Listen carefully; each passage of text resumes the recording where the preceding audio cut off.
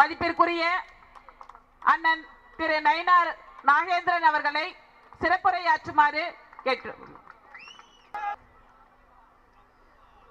திருவண்ணாமலை என்று சொன்னாலே உலக புகழ் பெற்ற இந்த உலகத்தையே ஆட்சி செய்கின்ற அண்ணாமலையார் அவர்களுடைய ஞாபகம் தான் எல்லோருக்கும் வரும். பஞ்சபூத ஸ்தலங்களிலே ஒன்றான நமது திருவண்ணாமலை மிகவும் சிறப்பு வாய்ந்த மண். இந்த மண் பஞ்சபூதங்களில் ஒன்றான நெருப்புக்கு அதிபதியாக அவளை பொய் சொல்லார்கள் ஆட்சி செய்த இந்த மண் சாதாரண மண் அல்ல. முகலாய படையெடுப்புக்கு போது மக்களை எல்லாம் அழித்து விடுவோம் என்று சொன்ன 3ஆம் வீரவல்லான் பிறந்த மண் இந்த மண். அருமைக்கும் பெருமைக்கும் தமிழ் மண்ணிற்கும் மனம் வீசுகின்ற இந்த திருவண்ணாமலை மண் இப்பொழுது எப்படியெல்லாம் ஒரு நிமிடம் இந்த வீடியோ காட்சி மூலம் பார்க்கலாம். நினைத்தாலே முக்தி தரும் திருவண்ணாமலை என்பது சான்றோர் கூற்று. 6 ஆதாரங்களிலும் கலந்திருக்கும் அண்ணாமலையார் வீற்றிருக்கும் புண்ணிய பூமி இந்த திருவண்ணாமலை. திருவண்ணாமலை தீபத்தை கண்டு உள்ளம் உருகாதோர் உலகில் ஒருவரும் இல்லை. கார்த்திகை திருநாள் அன்று தீபம் ஏற்றுவது நமது மரபு. அப்படிப்பட்ட தினத்தில் முருகப்பெருமானின் முதல் படை வீடான திருப்பரங்குன்றத்தில் தீபம் ஏற்றுவதை தடுத்து தனது இந்து மத வெறுப்பை கக்கி வருகிறது இந்த திமுக அரசு. நீதிமன்றமே தீபம் ஏற்ற அனுமதி வழங்கிய பின்பும் இந்த திமுக அரசு நம் மீது பயங்கரவாதத்தை கட்டவிழ்த்துவிட்டு அடக்குமுறையை ஏவியது. இதற்கெல்லாம் அஞ்சுபவர்களா நாம்? எலும்புகள் உடைப்பட்ட கையம்மைகள் சிதறும் சிவனுடன் போரிட யாருக்கும் வரும்.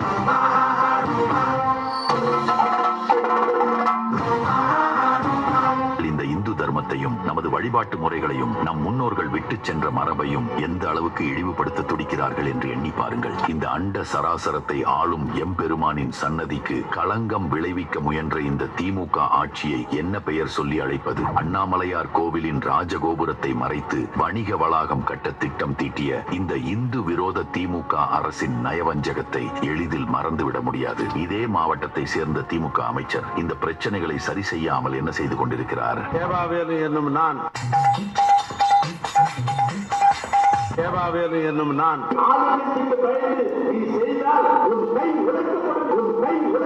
இந்தியா என்கிற வார்த்தைக்கு எந்த காலத்தில் நமக்கு எல்லாம் தாக்கம் இருந்திருக்கிறது. இந்தியானா ஏதோ வடக்கு இருக்கிற ஒரு ஊர். முடிஞ்சால் நம்ம ஊர்ல திராவிட நாடு பண்ண முடியுமான்னு நம்ம யோசிப்போம். ரொம்ப அற்புதமா வளர்த்திருக்கமா.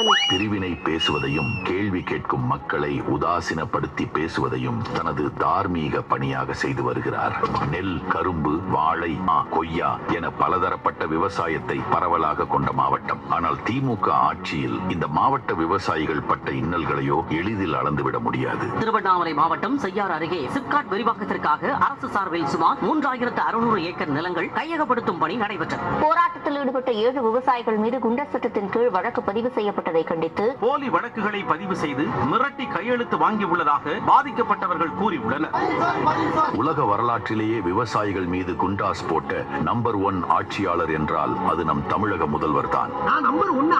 பாஜக உள்ளிட்ட கட்சிகள் போராட்டம் நடத்திய பின்பு இந்த கையாலாகாத திமுக அரசு விவசாயிகள் மீது போடப்பட்ட குண்டாஸை வாபஸ் வாங்கியது. உங்களுக்கு சம்பந்தமில்லாத விஷயங்களில் மூக்கை நுழைத்து மக்களின் உணர்வுகளை புண்படுத்தும் இந்த திமுக மக்களுக்கு தேவையான அடிப்படை கடமைகளை செய்ய தவறியிருக்கிறார்கள். இந்த மாவட்டத்தில் அரசு பள்ளிகளும் அரசு மருத்துவமனைகளும் பரிதாபகரமான நிலையில் உள்ளது. திருவண்ணாமலை மாவட்டம் செங்கம் அரசு ஆண்கள் மேல்நிலைப் பள்ளியில் கட்டிடத்தில் உள்ள சீருடைய வேறொரு கட்டிடத்திற்கு மாற்றாமல் கட்டிடத்தோட கட்டிடமாக இடிக்கப்பட்டு வருகிறது. இதை கண்ட மாணவர்கள் மற்றும் பெற்றோர்கள் அதிர்ச்சி அடைந்துள்ளனர். திருவண்ணாமலை அரசு பள்ளிகள் துர்நாற்றம் வீசுவதாக 20க்கும் மேற்பட்ட மாணவிகள் மூச்சுவிட சிரமப்பட்டு ஆம்புலன்ஸ் மூலம் மருத்துவமனையில் அனுமதிக்கப்பட்டுள்ளனர். திருவண்ணாமலை மாவட்டம் ஆரணி அருகே ஆசிரியர் வராததால் அரசு பள்ளியை பெற்றோர் முற்றுகையிட்டனர். ஆரணி அரசு மருத்துவமனையில் 1 மாதத்துக்கும் மேலாக எக்ஸ்ரே இயந்திரம் பழுதாகி உள்ளதால் தனியார் ஸ்கேன் சென்டரில் 300 ரூபாய் முதல் 500 ரூபாய் வரை கட்டணம் செலுத்தி எக்ஸ்ரே எடுக்க வேண்டியுள்ளதாக நோயாளிகள் தெரிவிக்கின்றனர். தினந்தோறும் பரபரப்பாக காணப்படும் போலூர் அரசு மருத்துவமனையில்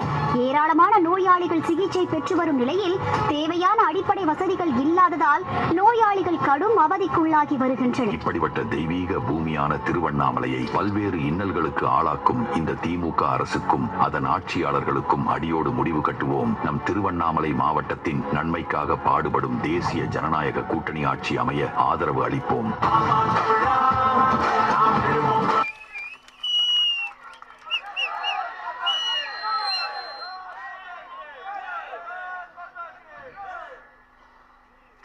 தலைநிமிர நடைபெறுகிற இந்த கூட்டத்தை சிறப்பான முறையில் ஏற்பாடு செய்ய கவிதா வெங்கடேசன் அவர்களே, இந்த நிகழ்வில் நமக்கெல்லாம் சிறப்பு சேர்க்கின்ற வகையில் தேசிய ஜனநாயக கூட்டணியுடைய சார்பில் மாண்புமிகு முன்னாள் முதலமைச்சர் அண்ணன் எடப்பாடி அவருடைய சார்பாக இந்த நிகழ்விலே கலந்து கொண்டிருக்கின்ற சட்டமன்ற உறுப்பினர், அண்ணா திராவிட முன்னேற்ற கழகத்தின் மூத்த முன்னாள் அமைச்சர் சேவூர் ராமச்சந்திரன் அவர்களே, மத்திய மாவட்ட செயலாளர் மதிப்பிற்கு மரியாதைக்குரிய ஜெயசுதா லட்சுமிகாந்தன் அவர்களே, மாவட்ட செயலாளர் தூசி மோகன் அவர்களே, இந்த நிகழ்வில் கலந்து கொண்டிருக்கின்ற நமது பொதுச் செயலாளர் காத்தியாயினி அவர்களே மற்றும் பொதுச் செயலாளர் கருப்பு முருகானந்தம் அவர்களே, தமிழ் மாநில காங்கிரசினுடைய மாவட்ட தலைவர் வி.சி. தினகரன் அவர்களே, முன்னாள் மாவட்ட தலைவர்கள் ஏழுமலை அவர்களே, சாசா வெங்கடேசன் அவர்களே, பாஸ்கரன் அவர்களே, மாவட்ட பொதுச் செயலாளர்கள் முத்துசாமி வெங்கட்ராமன் அவர்களே, மாவட்டங்கள் மற்றும் பொறுப்பாளர்கள், பாரதிய ஜனதா கட்சியினுடைய மண்டல் தலைவர்கள் மற்றும் பொறுப்பாளர்கள், தமிழ் மாநில காங்கிரஸ் பாட்டாளி மக்கள் கட்சி பொறுப்பாளர்கள் அனைவருக்கும் எனது முதற்கண் வணக்கத்தையும் நன்றியையும் நான் தெரிவித்துக் கொள்ள கடமைப்பட்டிருக்கிறேன். வாக்குறுதிகளை கொடுத்து பொய்யான வாக்குறுதிகளை கொடுத்து நடைபெற முடியாத வாக்குறுதியை கொடுத்து ஆட்சிக்கு வந்த முதலமைச்சர் ஸ்டாலின் அவர்கள் இன்னும் பொய்யை சொல்லிக் கொண்டே இருக்கிறார்கள். எதற்கெடுத்தாலும் நீதிமன்றத்திற்கு போவதுதான் அவருடைய வாடிக்கையாக இருக்கிறது. எதற்கெடுத்தாலும் இன்றைக்கு மக்கள் வாக்கெடுப்பு எடுத்தாலும் சரி, வாக்குரிமை கணக்கெடுப்பு எடுத்தாலும் சரி, சார் அப்படின்னு சொன்னால் எதையோ வித்தியாசமாக பேசிக் கொண்டிருக்கிறார். ஆனால் இன்றைக்கு மக்கள் என்ன நினைத்துக் கொண்டிருக்கிறார் என்று சொன்னால், 4.5 ஆண்டு காலம் இந்த ஆட்சி இருந்தது போதும், மக்கள் மாண்டதும் போதும், எப்பொழுது எடப்பாடியார் எங்களுக்கு முதலமைச்சராக வருவார் என்று எதிர்பார்த்து கொண்டிருக்கின்ற கூட்டணியாக இன்றைக்கு தேசிய ஜனநாயக கூட்டணி விளங்கி கொண்டிருக்கிறது. இந்த மாவட்டத்தில் எதை செய்தார்கள்? இந்த வீடியோவில் பார்த்தீர்கள், விவசாய மக்களுக்கு எதுவுமே செய்யவில்லை. இந்த பகுதியிலே வாழ்கின்ற விவசாய மக்களுக்கு விவசாயம் ஒரு ஏற்பாட்டை செய்வோம் என்று சொன்னார்கள், எதையும் செய்யவில்லை. வாழைக்கு ஆதரவு விலை அதிகமாக பெற்று தருவோம் என்று சொன்னார்கள். கரும்பு விவசாயிகள் இன்றைக்கு அல்லல் படுகிறார்கள். மாவட்டந்தோறும் தானிய கிடங்கு அமைப்போம் என்று சொன்னார்கள், இதுவரை செய்யவில்லை. 10,000 கோடி ரூபாய்க்கு நீர் மேலாண்மை அமைத்து தருவோம் என்று சொன்னார்கள், இதுவரையிலும் செய்யவில்லை. இதே பகுதியில் விவசாயிகளுக்கு எதிராக 3174 ஏக்கர் நிலத்தை இன்னைக்கு சிப்காட் எடுப்பதற்காக இன்னைக்கு முயற்சி செய்து கொண்டிருக்கிறார்கள். அதையும் இன்னைக்கு விவசாயிகள் போராடி கொண்டிருக்கிறார்கள். மணல் கொள்ளை ஒரு பக்கம், இன்றைக்கு கனிம வளங்கள் கொள்ளை ஒரு பக்கம், எல்லா கொள்ளைகளும் இன்றைக்கு திராவிட முன்னேற்ற கழக அரசில் நடந்து கொண்டிருக்கிறது. கூட்டுறவு சங்கங்கள் மூலமாக எல்லா ஏற்பாட்டையும் செய்து வரும் என்று சொன்னார்கள். கூட்டுறவு சங்கங்கள் மூலமாக வெள்ளம் எடுப்பதற்கு உதவி செய்வோம் என்று சொன்னார்கள், இதுவரையிலும் செய்யவில்லை. நீராவாணம் அமைத்து ஏற்பாடு செய்வோம் என்று சொன்னார்கள். அண்ணன் எடப்பாடியார் அவர்கள் சட்டமன்றத்திலே பேசினார்கள், அதற்குள் ஆட்சி மாற்றம் ஏற்பட்டது. இல்லை என்று சொன்னால் நிச்சயமாக அதை ஏற்பாடு செய்து தந்திருப்பார்கள். பட்டியலின மக்கள் இன்றைக்கு படுகின்ற பாடு இன்றைக்கு மிக மோசமான ஒரு நிலைமையில் போய் கொண்டிருக்கிறது. பள்ளிக்கூடங்களிலே மாணவர்களுக்கு ஜாதி சான்றிதழ் தருவோம் என்று சொன்னார்கள். பள்ளிக்கூடங்களே தருவோம் என்று சொல்லிவிட்டு இதுவரையிலும் செய்யவில்லை. அண்ணன் எஸ்.எஸ். கிருஷ்ணமூர்த்தி பேசும்போது சொன்னார்கள் 525 தேர்தல் வாக்குறுதிகள். அந்த தேர்தல் வாக்குறுதிகள் ஒன்றுதான் இன்றைக்கு பள்ளிக்கூடங்களிலே படிக்கிற மாணவர்களுக்கு ஜாதி சான்றிதழ், வருமான சான்றிதழ் கூட தருவோம் என்று சொன்னார்கள். இதே மாவட்டத்தில் 10வது வகுப்பு படிக்கிற ஒரு மாணவி ஜாதி சான்றிதழ் பெற முடியவில்லை என்று சொல்லி இன்றைக்கு அவர்கள் சூசைட் பண்ணதும் இதே மாவட்டத்தில் என்பதை தெரிவித்துக் கொள்கிறேன். அதே போல மகளிர்களுக்கு சுய உதவி குழுக்களுக்கு 25% அவர்களுக்கு மானியம் தருவோம் என்று சொன்னார். வாங்குகிற லோன்களுக்கு 25% மானியம் தருவோம் என்று சொன்னார்கள், இதுவரையிலும் தரவில்லை. வறுமை கோட்டில் கீழே வாழ்கின்ற 1 லட்சம் மகளிர்களுக்கு கடன் நாங்கள் தருவோம் என்று சொன்னார்கள், இதுவரையிலும் கடன் தரவில்லை. அந்த அளவிற்கு ஒரு மோசமான ஒரு ஆட்சி. குறும்பர்களுக்கு சர்டிபிகேட் கிடைக்கவில்லை. சம்பராயன் அந்த மாவட்டத்தில் SC/ST சர்டிபிகேட் யாருக்குமே தரவில்லை. அவ்வளவு தூரம் ஒரு மோசமான ஆட்சி இந்த ஆட்சி நடைபெற்றுக் கொண்டிருக்கிறது. மத்திய அரசு எதை கொடுத்தாலும் எதை தந்தார்கள் என்றுதான் சொல்லுகிறார்களே தவிர தந்ததை சொல்லுகின்ற அரசாக முதலமைச்சர் ஸ்டாலினுடைய அரசு இல்லை. இல்லை, நேற்று முன்தினம் கூட திருப்பரங்குன்றத்தில் கார்த்திகை தீபம் ஏற்ற முடியவில்லை. நீதிபதிகள் கார்த்திகை தீபம் ஏற்றலாம் என்று சொல்லியும் கூட அங்க 144 தடை உத்தரவு போடுகிறார்கள். நீங்கள் நினைவிலே கொள்ள வேண்டும், ஆன்மீகத்திற்கு எதிரான ஒரு அரசு இனி இந்த நாட்டில் இருக்கக்கூடாது என்பதுதான் எங்களுடைய எண்ணமும் குறிக்கோளாக இருந்து கொண்டிருக்கிறது. எதை செய்தாலும் செய்யவில்லை. மத்திய அரசு 3வது முறை பிரதம அமைச்சராக வந்த மாண்புமிகு பாரத பிரதமர் நரேந்திர மோடி அவர்கள் 14 லட்சம் கோடி ரூபாய் தந்திருக்கிறார்கள் தமிழ்நாட்டில். 14 லட்சம் கோடி ரூபாய். அதிலே இந்த மாவட்டத்திற்கு எடுத்துக்கொண்டு சொன்னால் திண்டிவனம் டு செஞ்சி திருவண்ணாமலை 70 கிலோமீட்டர் புதிய ரயில் பாதைக்கு 50 கோடி ரூபாய் மத்திய அரசு தந்திருக்கிறது. அது மட்டுமா, 150 கோடி ரூபாய் செலவில் இந்த மாவட்டத்திலே விழுப்புரம் டு வேலூர் டு தூத்துக்குடி ஆகிய ஊர்களுக்கு போறதற்கு 269 கோடி ரூபாய் தேசிய நெடுஞ்சாலைக்கு தந்தது மத்திய அரசு. யாரும் மறுக்க முடியாது. கிருஷ்ணகிரி டு திண்டிவனம் 176 கிலோமீட்டர் 562 கோடி ரூபாய்க்கு, கிருஷ்ணகிரி டு திண்டிவனத்திற்கு 176 கிலோமீட்டர் சாலை போடுவதற்கு 561 கோடி ரூபாய் தந்தது பாரத பிரதமர் நரேந்திர மோடி அவர்கள் என்பது யாரும் மறுக்க முடியாது. இதே மாவட்டத்தில் 3 லட்சம் பேர் இருக்கிறார்கள். மொத்த தொகை எவ்வளவு தெரியுமா? 706 கோடி ரூபாய். 706 கோடி ரூபாய் இதே மாவட்டத்தில் விவசாயிகளுக்கு கொடுத்தது பாரத பிரதமர் நரேந்திர மோடி அவர்கள்.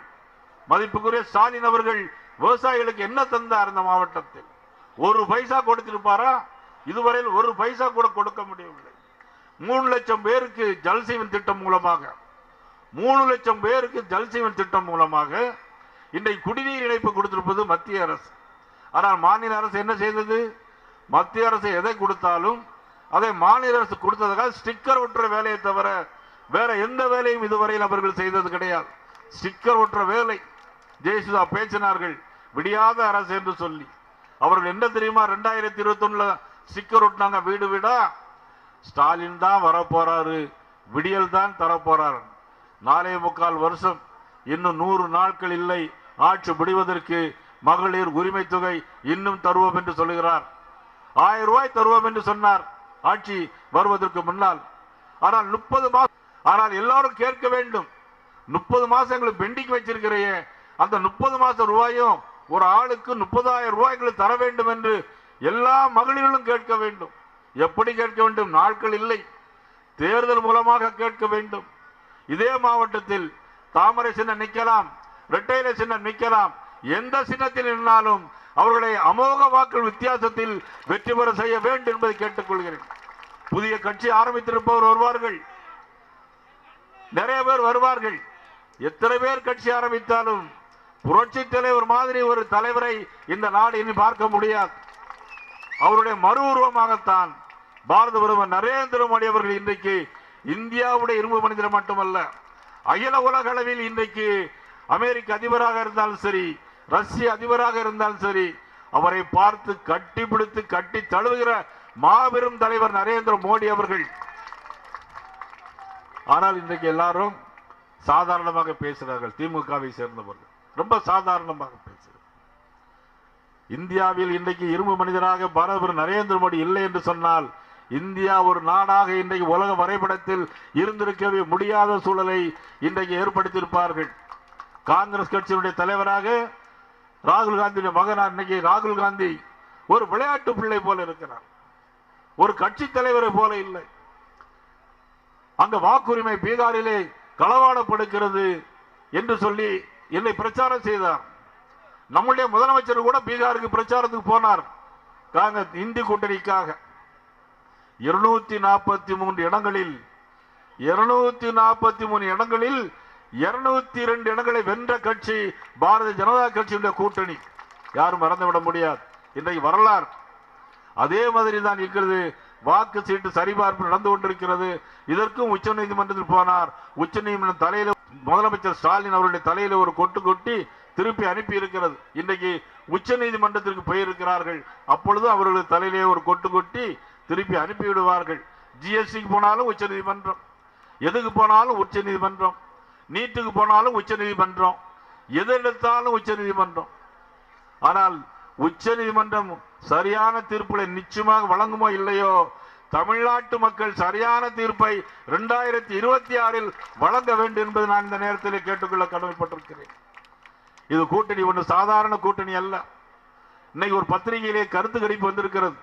90 இடம் ஒருவருக்கு, 70 இடம் ஒருவருக்கு, 35 இடம் ஒருவருக்கு. அந்த பத்திரிகையிலே போட்டிருக்கிறார்கள் மத்திய உளவுத்துறை ரிப்போர்ட்டா. நான் கேட்கிறேன், மத்திய உளவுத்துறை உங்க பத்திரிகைக்கு மட்டும் தனியா ஒரு ஸ்பெஷல் ரிப்போர்ட் அனுப்பியிருக்காங்களா? அந்த ரிப்போர்ட் என்ன பத்திரிகைக்கு அனுப்புவாங்க? உளவுத்துறை எடுத்த ரிப்போர்ட்டை யாருக்கு அனுப்புவாங்க? வேற எந்த பத்திரிகையும் வரல. இந்த பத்திரிகையில ஒரு சிலுசிலுப்பு இருக்கு. அது சென்னையில மட்டும்தான், திருச்சியில இல்லை, திருநெல்வேலியில் இல்லை, ஈரோட்டில் இல்லை. இவர்கள் கருத்து கணிப்பு, எத்தனை கருத்து கணிப்புகள் ஃபெயிலியர் ஆயிருக்கிறது. 1998ஆம் ஆண்டு பாரதிய ஜனதா கட்சியும் அனைத்து இந்திய அண்ணா திமுகவும் புரட்சி தலைவர் அம்மா அவர்கள் இருக்கின்ற பொழுது இதே கூட்டணி ஏற்பாடு செய்தார்கள். அண்ணன் அக்ரி கிருஷ்ணமூர்த்தி அவர்களுக்கு தெரியும். அன்றைக்கு பத்திரிகையில் கருத்து கணிப்பில் எப்படி தெரியுமா எழுதியது? ஒரு இடம் கூட கிடைக்காது. பாரதிய ஜனதா கட்சியில் வேறுண்ட முடியாது சொன்னார்கள். 30 இடங்களை அன்றைக்கு புரட்சி தலைவர் அம்மா அவருடைய தலைமையிலே வென்ற கூட்டணி தான். அதே கூட்டணி இன்றைக்கு திரும்ப வந்திருக்கிறது. இந்த நாட்டில் நல்லது நடக்க வேண்டும் என்பதற்காக 11 மருத்துவக் கல்லூரிகளை தந்தது பாரதிய ஜனதா கட்சி, பெற்று தந்தது நமது அன்றைய முதலமைச்சர், இன்றைய எதிர்கட்சி தலைவர் அண்ணன் எடப்பாடி பழனிசாமி அவர்கள் என்பதை மறந்துவிட்டார். தூசி மீதன் அவர்களோ கருப்பு முருகானந்தம் அவர்களோ ஏற்பாடு செய்யவில்லை. அண்ணன் அவர்கள் பேசியது போல பாரத பிரதமர் நரேந்திர மோடி அவர்களும் உள்துறை அமைச்சர் அமித்ஷாஜி அவர்களும் அண்ணன் எடப்பாடி அவர்கள் சேர்ந்து உருவாக்கிய கூட்டணி, இந்த கூட்டணி வெல்கின்ற கூட்டணியாக அமைய இருக்கிறது. இதை யாரும் தடுத்து நிறுத்த முடியாது. எல்லா இடத்திலும் கஞ்சா போதைப் பொருட்கள். 10 வயது பெண்கள் ரோட்டிலே நடமாட முடியவில்லை. 10 வயது பெண்ணிலிருந்து 70 வயது பெண்கள் வரையிலும் இன்றைக்கு ரோட்டில் நடமாட முடிகிறதா? கஞ்சா, எங்கு பார்த்தாலும் கஞ்சா, கள்ளச்சாராயம். கள்ளக்குறிச்சியில் 65 பேர்கள் இறந்து போனார்கள் கள்ளச்சாராயம் குடித்து. 10 லட்சம் ரூபாய் பணம் கொடுக்கிறார் முதலமைச்சர்.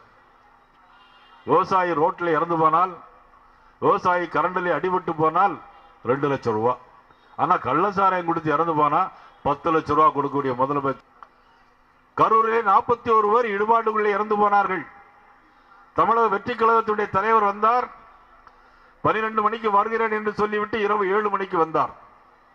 இரவு 7 மணிக்கு வரும்போது அவர்களுக்கு அங்கு உணவு ஏற்பாடு இல்லை, தண்ணீர் ஏற்பாடு இல்லை.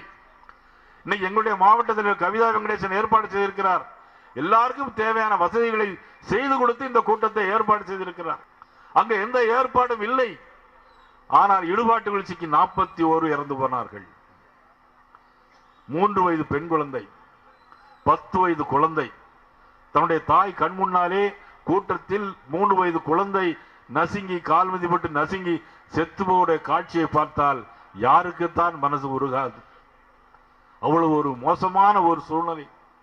முதலமைச்சர் உடனடியாக வருகிறார். யாரை காப்பாற்ற? அந்த கூட்டத்திலே அந்த தமிழக வெற்றி கழக தலைவர் பேசுகிறார். பேசுகிறதுக்கு முன்னாலே மைக் எடுத்து 10 ரூபா பாட்டிலுக்கு 10 ரூபா பாட்டிலுக்குன்னு பேசுகிறார். 10 ரூபா பாட்டில் என்னன்னு தெரியுமில்ல உங்களுக்கு?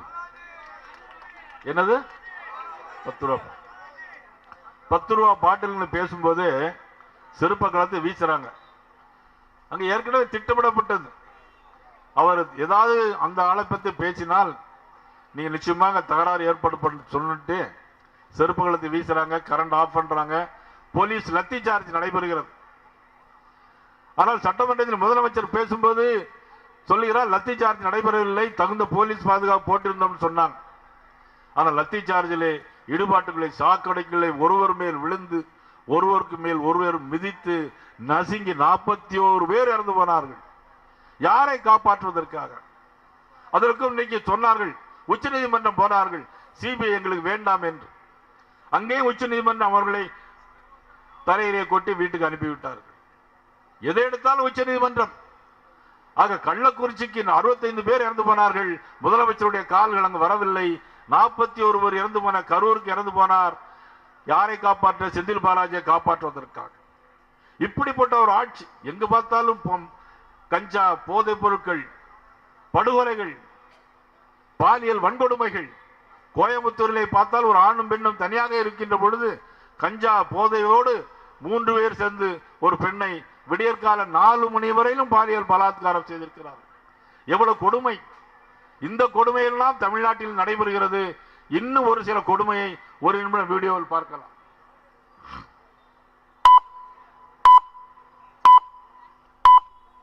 திருவண்ணாமலை மக்களின் உள்ளக்குமுறல். இவங்க எப்ப வந்தாலும் இவங்களுக்கு இதே குடிச்சவர் தான். எந்த வாக்குறுதியுமே நிறைவேற்றல. எங்களுக்கு அடிப்படை வசதியா குப்பவே வரதுக்கு இல்ல. திருவண்ணாமலை மாநகராட்சி ஃபுல்லா குப்பை தேங்கி கிடக்குது. பாதாள சாக்கடை தெரு ஃபுல்லா நோண்டி போட்டு குண்டு மூலியமா தான் தெரு ஃபுல்லா இருக்குது. மாநகராட்சிக்கு வந்தான எந்த தகுதியுமே இந்த திருவண்ணாமலை கிடையாது. மேனேஜ்மெண்டே சரியில்லை போது அப்புறம் அரசியல் பத்தி பேசினா பிரச்சனை. மேல் மட்டும் சரியா இருந்தா கீழ் மட்டும் ஆட்டோமேட்டிக்கா சரியா இருக்க போகுது. மெயினா மலையிலிருந்து வரக்கூடிய ஓடியை சீர் பண்ணி வந்து ரோட்ல இருக்கிற கையை வச்சாங்கன்னா நல்லா இருந்திருக்கும். அதை விட்டுறாங்க. ரோட்ல மெயின் ரோட்ல சீர் பண்ணி புரோஜனம் கிடையாது. என்னைக்காவது ஒரு நாள் ஏதாவது ஒரு அதிகாரி திருவண்ணாமலை மாட வீதியோ கோயிலையோ திடீர்னு நடந்து சுத்தினாங்கன்னா இன்னி வரைக்கும் இல்ல. சுத்தினாங்கன்னா மக்கள் படுற கஷ்டம் அவங்களுக்கு புரியும். கவர்மெண்ட் காலேஜ் பசங்களுக்கு ஃபர்ஸ்ட் ஒரு முறையான பஸ் கிடையாது. 80 பேர் அந்த பஸ்ல கெப்பாசிட்டினா கிட்டத்தட்ட 160 பேர் 150 பேர் அந்த பஸ்ல போற அளவுக்கு. அப்புறம் விபத்து ஏற்படாம என்ன ஏற்படும்? 1000 பணம் கொடுத்தீங்கன்னா யாரு வீட்டு பணத்தை கொடுக்குற? பணம் கொடுக்கல எங்கள்கிட்ட வசூல் பண்ணி எங்கள்கிட்ட கொடுக்குற. 1000 ரூபாய் கொடுத்துட்டு ஒண்ணும் கிடையாது. போன தீபாவளி 22 கோடி திருவண்ணாமலை டாஸ்மாக் வசூல். மதுரையில 44 கோடி, மொத்தம் 528 கோடி தமிழ்நாட்டுல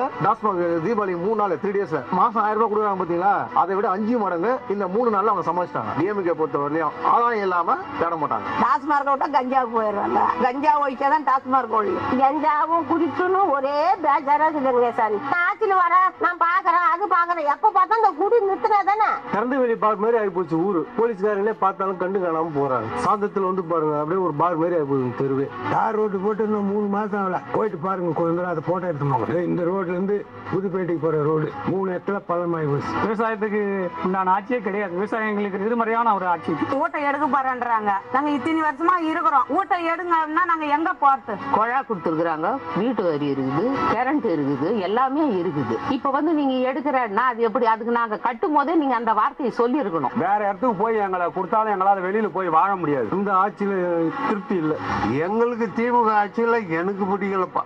சூரிய அநியாயம் தான். அக்க போட்டுதான் அத்தையும் பிடிச்சவங்க தான் இருந்தா. நாங்களும் அந்த கட்சி தான் இருந்தாலும் எதுவும் பெனிஃபிட் இல்லைன்னும் போது நம்மளுக்கு யார் செய்யறாங்களோ அவங்க கொஞ்சம் மாற்றம் வரலாம்னு நினைக்கிறேன். சுத்தமா மோசம். அன்றைக்கு 1000% வேஸ்ட். மாறினா சரியா இருக்கும். எதுவுமே செய்யல. அசிங்கம் நானா விடுங்க. பேசினாக்க ஜாஸ்தி பேசலாம்.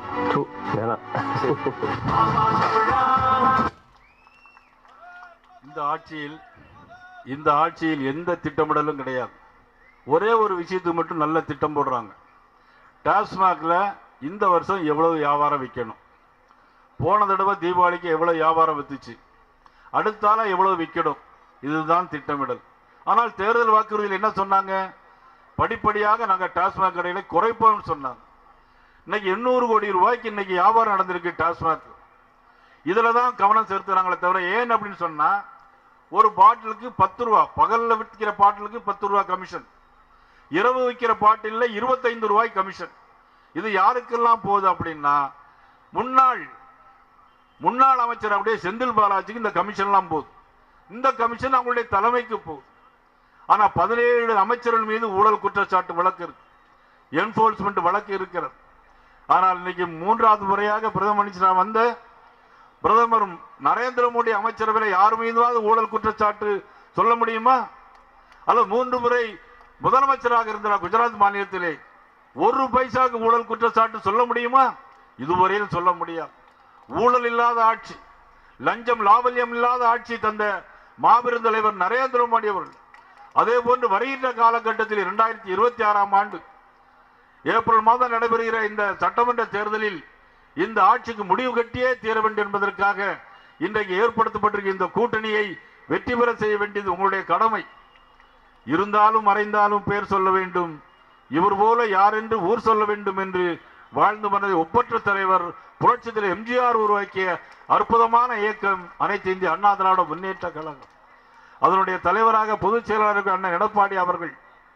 அதே மாதிரி ஜனசங்கம் காலத்தில் இருந்து இந்த தேச மக்களுக்காக தன்னையே அர்ப்பணித்து வாழ்ந்து கொண்டிருக்கின்ற மாபெரும் கட்சி பாரதிய ஜனதா கட்சி. தியாகம் நிறைந்த கட்சி, தியாக சிந்தனை உள்ள கட்சி, தேச நன்மை கருதக்கூடிய கட்சி. இந்த 2 கட்சிகளும் தமிழ் மாநில காங்கிரஸ் மற்றும் பாட்டாளி மக்கள் கட்சி இன்னும் வருகின்ற காலங்களில் ஏற்படுகின்ற கூட்டணியோடு சேர்ந்து மிகப்பெரிய வெற்றியை இந்த தமிழக மக்கள் பெற்றுத்தர வேண்டும், நல்லாட்சி பெற வேண்டும் என்று இந்த நேரத்திலே வாழ்த்தி இந்த ஏற்பாட்டை செய்த அனைவருக்கும் நன்றி கூறி கருப்பு முருகானந்தத்தோடு தஞ்சை இளங்கோ லோகநாதன் மகா சுசீந்திரன் உள்ளிட்ட அனைவருக்கும் எனது மனமார்ந்த நெஞ்சார்ந்த நன்றியை தெரிவித்து இந்த மாவட்ட மக்கள் அனைவருக்கும் நன்றியும் வணக்கத்தையும் கூறி விடைபெறுகிறேன். நன்றி, வணக்கம்.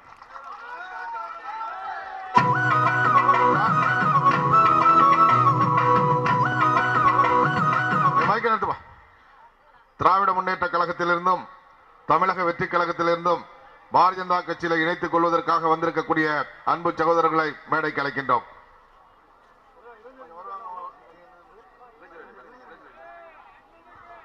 இளைஞரணி சார்பாக மாநில தலைவருக்கு மலர் மாலை அணிவிக்கப்படுகிறது.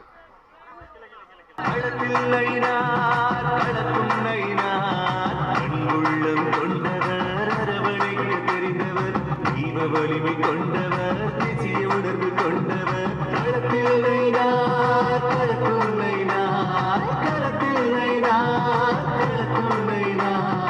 தேசிய அரசியல் பயின்றவர், கொண்டவர், மோடிக்காக வந்தவர், மக்கள் மனதை திமுகவிலிருந்து கொஞ்சம் ஜாயின் பண்ண வந்திருக்காங்க. அவருடைய உறுப்பினர் கார்டுகளை எல்லாம் நம்முடைய மாநில தலைவர்கிட்ட ஒப்படைச்சு பாரதிய ஜனதா கட்சியில இணைத்துக் கொள்ள போகிறார்கள். அதனால நம்ம கட்சியை சேர்ந்தவங்க தலைவரை பார்த்துட்டு உடனடியா வெளியாகுங்க. கொஞ்சம் நீங்க வெளியானா தான் அடுத்து அவங்களை இணைக்க முடியும். மக்கள் மனதை வென்றவர்,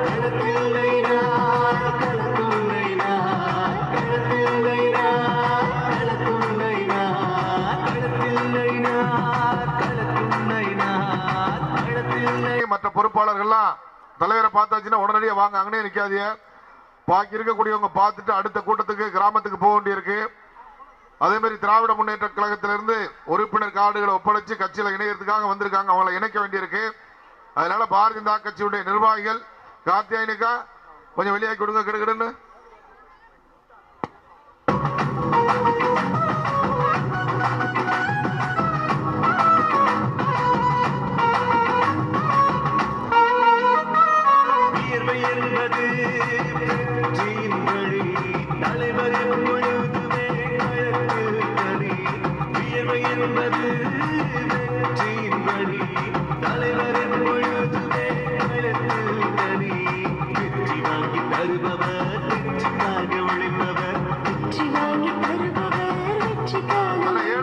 நீங்க நன்றி சொல்லல என்ன? எங்க இருக்காரு அண்ணங்க முன்னாள் மாவட்ட தலைவர்? நன்றியுரை சொல்வதற்காக முன்னாள் மாவட்ட தலைவர் அண்ணன் ஏழுமலை அவர்களை அழைக்கின்றோம். அண்ணன் கொஞ்சம் வாங்க, மைக்கில் அண்ணே வாங்க வாங்க.